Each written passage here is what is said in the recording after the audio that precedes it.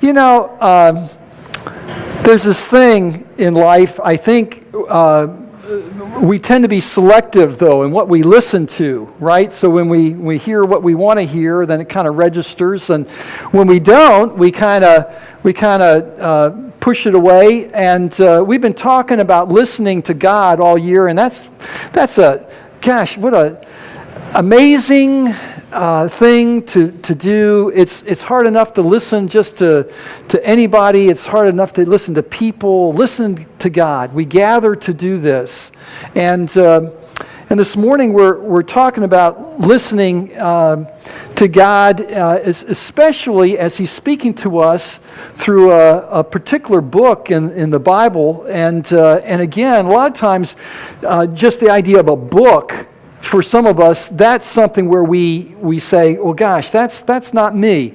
Some of us, by the way, do we have anybody here who was probably school? The idea of school was sort of anathema. You know, you didn't much care for school. School is something. Recess was more your thing. Thanks for being. Aurora, thanks for being honest. You're one of the people I've never picked on. Isn't that true? It says Aurora has been here since she's been about 10 years old, and gosh, you're just wonderful, Aurora. I've been picking on you every time you come to church. Which is not all that often anymore. Oh, this is really, this is a. But school, but even Aurora, I bet you have a favorite teacher, don't you? There's somebody in school never had a favorite teacher. Then we're not going to be able to speak to you in any way that's relevant, because we want to think in terms of somebody who's been really a teacher in your life that's really spoken to you in a way that you said, "Yeah, I can't wait to listen to that person." There's somebody that really speaks. Charles, you can't come up with anybody either? This is really sad. This is maybe this is why HarborPointe's the way it is. We have no one who's come. Yeah, awesome. This is but we have usually. Let me go it the other way. How many of you have a favorite teacher? Somebody. Okay. All right. Thank you. There's usually those people have spoken not about information, but they've spoken about life. They've touched us in a way that we say, "Gosh, my life can be changed by what they have to say." And they've connected, they've taught in a way that's been life-changing. Well, in the Old Testament, there was a guy who called himself teacher. I mean, a communicator, not about information, but about life. And this guy, he was called teacher or preacher or gatherer. He wrote this book called Ecclesiastes, which is about people who have been gathered together and who listen because something about life is being shared. By the way, if you've not read the book of Ecclesiastes or not read it recently, it's just a 12-chapter book, and it's filled with enigmatic kinds of things. It's just really, you read it, and you can read it one way, and you can read it another way, but he's trying to get us to think about the nature of life, what life is all about. Why are we here? And one of the topics that is raised in this book is the subject of time. What could be more enigmatic than that subject itself? And so he says in Ecclesiastes 3, verse 11, that God has set eternity in the human heart. There's something in us that is more than just kind of going through the motions until we die. And it says, "Yet no one can fathom what God has done from beginning to end." God is behind it. We can't fully understand it. It's a mystery. But he sort of gives us some insight into this mystery as we look at this book. In Ecclesiastes 3:1, it says, "There is a time for everything and a season for every activity under heaven." Jubal pointed out to me that there was a musical group back in the 60s, was it? What was it? The Birds, and they took this passage and made it. Actually, I think it was Pete Seeger who wrote the original, and I think the Byrds took it and popularized it. Am I correct here? Does that sounds right? Well, generally speaking, I'm a little bit off base. Somebody paid me the compliment that they said, Tom would appreciate this because about music, because he knows all these musical things. I don't know anything about music, really, to tell you the truth. What I do is I listen to others and I try to find out something, and then I throw up something on the screen. That will be coming up in just a minute. There's an archaic, I'm sure it's an archaic group. I know Mel is on the edge of her seat. She loves these groups back that go way, way back. But in Ecclesiastes 3:1, there's a time for everything and a season for everything. The problem is a lot of times we get the wrong time, the wrong season, and we're instead of doing the right thing at the right time, we do the right thing at the wrong time. How many of you have done the right thing at the wrong time? I mean, and you paid a pretty big penalty for it. It's the right thing, but it's just the wrong time to do it. And I know that the book of Ecclesiastes kind of really hits this really hard. In Ecclesiastes 3:11, beginning of that verse, it says, He has made everything beautiful in its time. At the right time, it's all wonderful, but if we don't do it in the right rhythm, in the right season, we're all messed up. This is so much of life is being in the rhythm of life, doing things at the right time, the right way, the right time. Ecclesiastes 3:2, it says there's a time to be born and a time to die. That's kind of basic. And it's talking about the real physical stuff of birth and death. But I think it's also reference any kind of idea, thought, movement. The idea that life has its beginnings and its ends in all kinds of different ways. I think one of the things that makes HarborPointe sort of special to me is the fact that I could see it come into existence, and I know how fragile this thing is. I mean, HarborPointe is not about the building; it's about those of us that gather here, and somehow it's a strange lot that gathers here. Is it not the case? I mean, it's a real mishmash of people from all different backgrounds. We have people from Australia, right, who end up marrying people from Ohio. They don't even sit together. This is a strange group. It is an unusual group here. We have people who probably are sort of academically geared. I mean, there's a PhD or two floating around HarborPointe. How many people are not PhDs around here? This is, okay, I know. This is, it's a strange sort of group. It's an unusual group, right, Barbara? Yes, sir. Amen to that one. This is, but because of its being like it is, it's a little fragile. There's a fragility. Bruce, you often have said about this really special thing. I don't want you messing it up by making it too secure. You can mess it up by having it, but on the other hand, because it's not too secure, there's this sense that there's at any point in time it came into existence, it could also go out of existence. It's just the way life is, too. Let's see. Fast on your feet. Fast on your feet. Thank you, Bruce.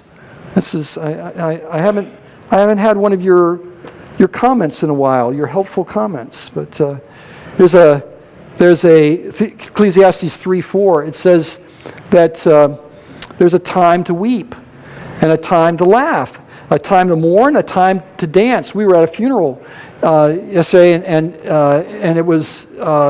It's kind of interesting. One of the best things to do at funerals, really, is one of the things I always do. I always ask people, family members, I'll say, is there a story? Is there a story that people can relate to? And stories, even if they're funny stories at funerals, are wonderful.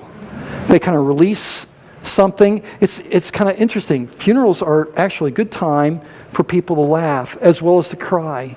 But you got to cry at the right time. You got to laugh at the right time, or you're not being brought together. The worst thing in the world is to laugh when somebody actually is crying. Being on that rhythm, being on that right season. Ecclesiastes 6, the first part of the verse says, there's a time to search and a time to give up searching. How many of you have done this? You've been searching for something, and then you say, I can't find it. I know it's around here, so I can't find it. And you sit down and you pray. You say, oh, that's the last thing, You stop, and then all of a sudden, bang, I know where that thing is. This one, I told the early service, this is a true story. I was talking to Ann. She was at home. I was going into a coffee shop, and I was talking to her, and I was saying, I'm gathering things out of the car. I'm pulling stuff together. I'm looking around for all my stuff to gather to go into the coffee shop to meet. I'm pulling it all together. And I said, oh no! She said, what? I can't find my phone. Now, how many of you believe that story? How many believe that's true? It's a true story. This is. How many of you have done that? This is okay. Very good. This is very good.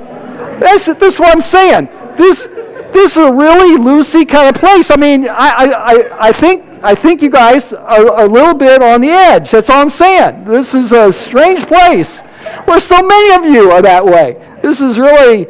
Anyways, there's time. There's a time. There's a time. Sometimes we hang on to something way too long. We're supposed to give up. It's a time. It says in Ecclesiastes 6:3-6b, there's a time to keep and a time to throw away. How many of you have some junk that you ought to throw away a long time ago? I mean, the treasured junk that you have. How many of you have a box? You don't know what in the world's in that box. How many of you have more than one box that you don't know what in the world is in that box? You've got stuff. How many of you moved from some place and you moved a box from one place to another place? You don't know what's in the box, but the box is moving. You don't know what is in there. You have no idea. You still move that box. That box has got to go. It's a treasured box. You don't know what's in there. And then you look inside. Oh, why did I keep that thing? This is never looked at it. It's a treasure.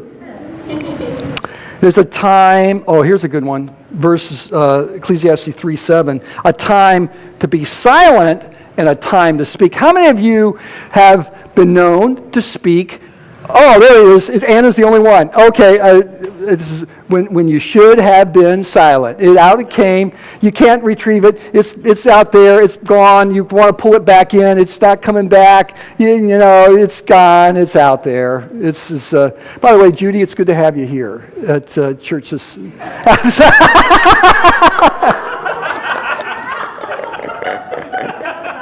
It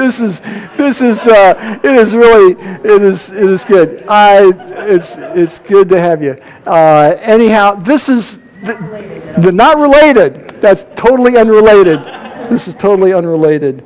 I would say every now and then, you probably won't believe this, every now and then my wife will tell me, you hadn't ought to said that. It just, you probably don't believe that. But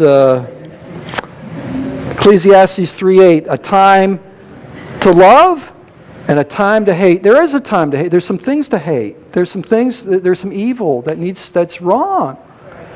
And time for war, time for peace. It's a time, a rhythm of life. Rhythm, being the right rhythm.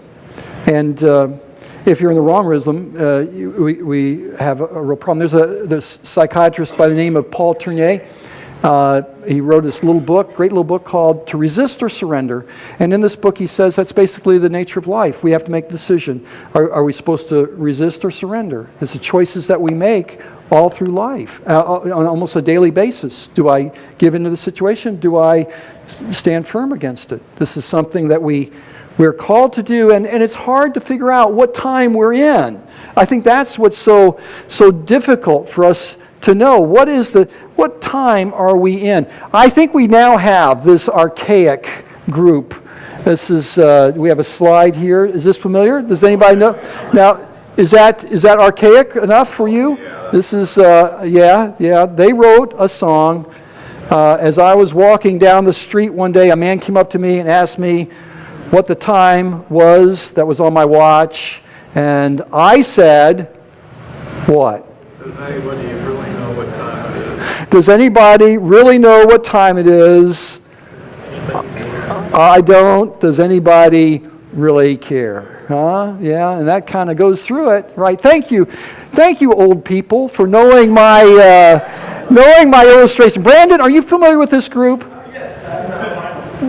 You do what? Vinyl. Did you see it as a vinyl? He's got the vinyl. Thanks, Brandon. Yeah, Brandon probably has a gramophone there. He says, I pulled that one out. Have you ever heard of hi-fi, Brandon? Yeah, stereo. You familiar with the word stereo? This is transistor radio. That's right. This is right. That's right. We will go back. Does anybody know what time it is? Does anybody really care? Well, I what's that? 10:30. You know that's true. But here's the thing.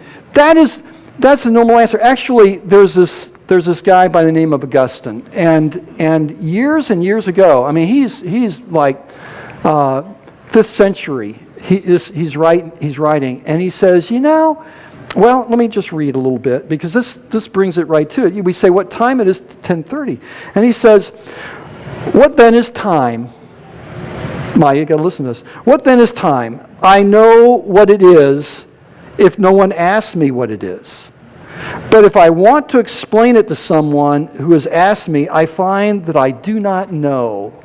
He says time is very mysterious, because all we're doing right now, we're kind of measuring something in relationship ultimately to how the earth spins around the sun. Is it right, Fred? Something like that? That's kind of how it works. We're sort of measuring everything by the day and night, and the earth spinning around the 24 hours and all that kind of.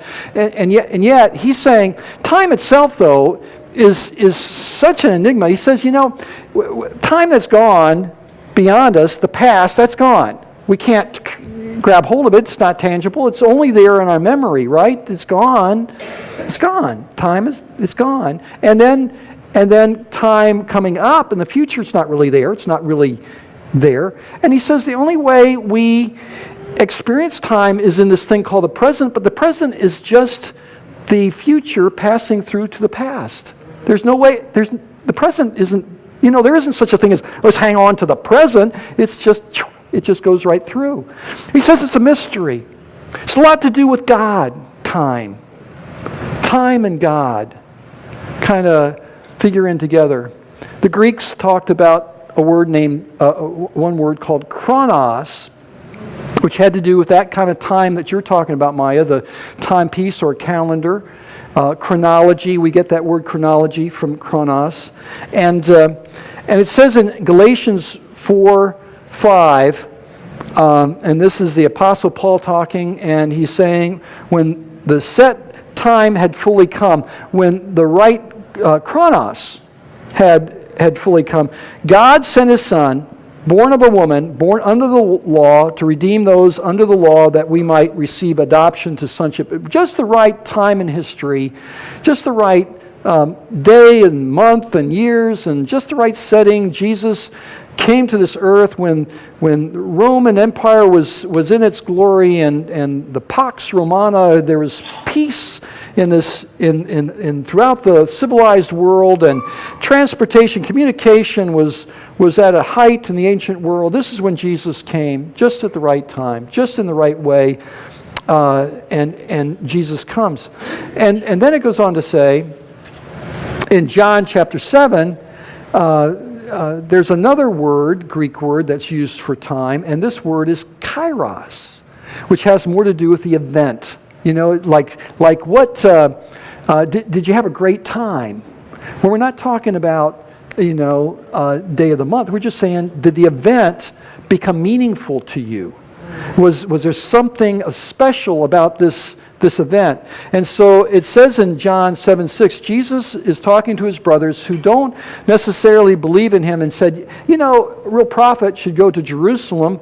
And Jesus said, my time is not yet here. My kairos, my special event is not yet here. For you, any time will do, any kairos will do, but for me, there is a special kairos. There's a special event that's going to come up. Special event that's going to be, that we have a kind of harbingers of throughout Jesus' ministry, but come to its fruition at the cross. In John 2, verse 4, Jesus is talking to his mother at the wedding of Cana, and they ran out of wine at this wedding, and Jesus' mother says, hey, we want you involved. And Jesus says, woman, why do you involve me? My hour, my time has not yet come. And then John 13:1, it was just before the Passover festival. Jesus knew that his hour, his time, had not yet come for him to leave this world and go to the Father. And he's kind of getting a clearer picture of what that hour, that time is all about. And then John 17:1, after Jesus said this, he looked toward heaven and prayed, Father, the hour, the time has come. Glorify your Son, that your Son may glorify you. The cross was Jesus' great time, great hour. It was Jesus' great kairos. It was the event that Jesus' life was geared towards. Jesus was saying, my life is all about going to the cross. Now, most of us think in terms of life as avoiding the cross. How can I avoid the stuff that will be painful, difficult, and how can I move beyond that? Whereas Jesus is saying, I want you to pick up your cross. I want to pick up your cross on a daily basis. I want you to prepare yourself for your great kairos as well. We have a kairos that God is calling us to, I believe. But it's hard to get into that kairos because it has something to do with the rhythm of life, making sure that we're in the right rhythm. Now, when I was going to, I had this teacher that I would have said my favorite teacher was actually a Sunday school teacher. It's kind of odd. Taught Sunday school, but when I was in college, I had a class by this guy, and he took out just a couple verses of Scripture, and he said, I think these two verses of Scripture will help you understand what will motivate you intrinsically. Which he says we tend to be motivated in life extrinsically. We get paid for something, or we get ostracized if we don't do something. So there's some things that form an external motivation. But if you're intrinsically motivated, if something inside of you is compelling you, somebody said that to me this morning. I said, "Oh, it's good to have you. You're becoming sort of a regular here." And she said, God has called me to come. That's why I'm coming. As long as He calls me, I'm going to respond. I'm saying that kind of motivation is really healthy. There needs to be an internal, intrinsic motivation. The extrinsic one doesn't work so good. How many of you have tried to get somebody else to grow spiritually or otherwise? I'm going to, and you use all your force of will and power, and it just doesn't work so well, does it? But the intrinsic motivation. When the light bulb comes on, when as Jesus said in the prodigal son, when they came to their senses and it all made sense, it's a different kind of motivation.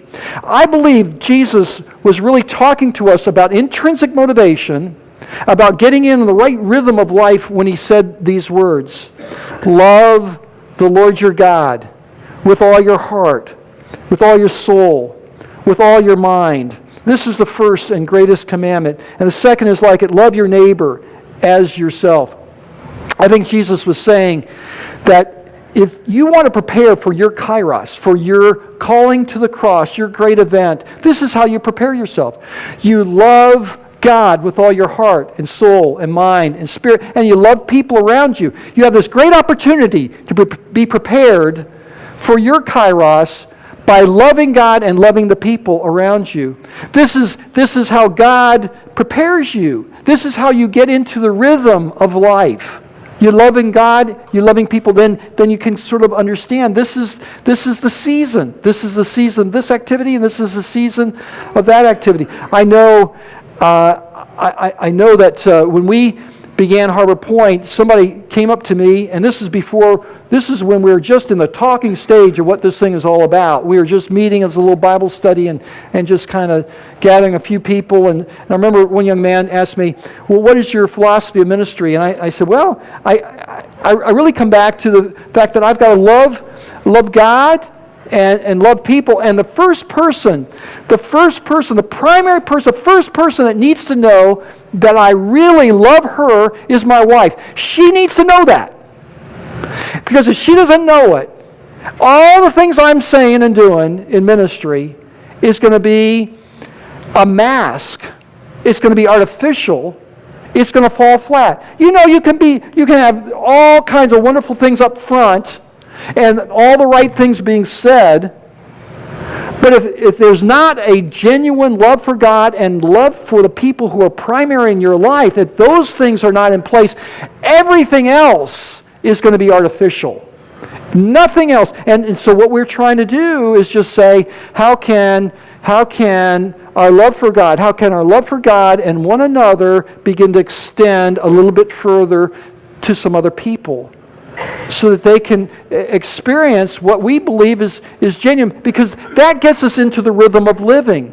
That helps us determine what we're to do day by day, moment by moment. Right now, what is it? Listen to God, love Him, and love the person who's right next to you.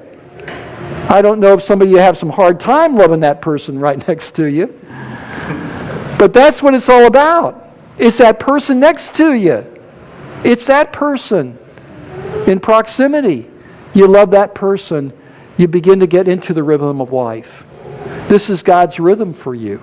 And then you're able to move, to adjust, to flow, to rearrange, to change. But time is a mystery. It's godlike. It's precious. But time is redeemed. The Bible talks about that, redeemed time. Time is redeemed when you love God and you love the people around you. That's how you redeem time. That's how you make time worthwhile. And quite frankly, I grew up, just to let some of you know, like Aurora, I grew up, Aurora, with a dad who just showed his love by teasing people unmercifully. You know, one of the things I remember from my father, and this is really a bad thing to say. Probably I shouldn't say this, but I will say it anyway. Ann's not around. I'll say this. I mean, she'll later she'll say, you shouldn't have said this one. This is my father. I still remember this. I don't think I've ever shared this one before. This is my father. I remember there was this girl that wasn't a very attractive girl that my brother was talking about. I don't know what my brother and my dad and I were all in on this conversation, and my dad said Tom would make a better looking girl than this. Now, I was thinking, what an ugly. I don't know why I always remember that, but it's probably I shouldn't have said that. Where's that time to be silent and time to speak? You know, Tom. I just want to say, how do I pull that one back? I should have listened to my wife. You know, all I can say though is I knew my dad loved me by my teasing. I hope you all know that I genuinely do. This is something to where I really want to let you know that that you mean the world to me. That I'm going to say and do some stuff probably that I deeply regret, but but the truth of the matter is, I think we all do that. I don't think the issue is saying and doing things that we regret. The issue is so much to do with where our heart is in that process, because that sort of gets us in the rhythm. It's not doing and saying the right things. It's not even saying, oh gosh, I did or said that. It's being in the rhythm of God's love. Saying, I love, but I mean well, even if I mess up all over the place, I mean well.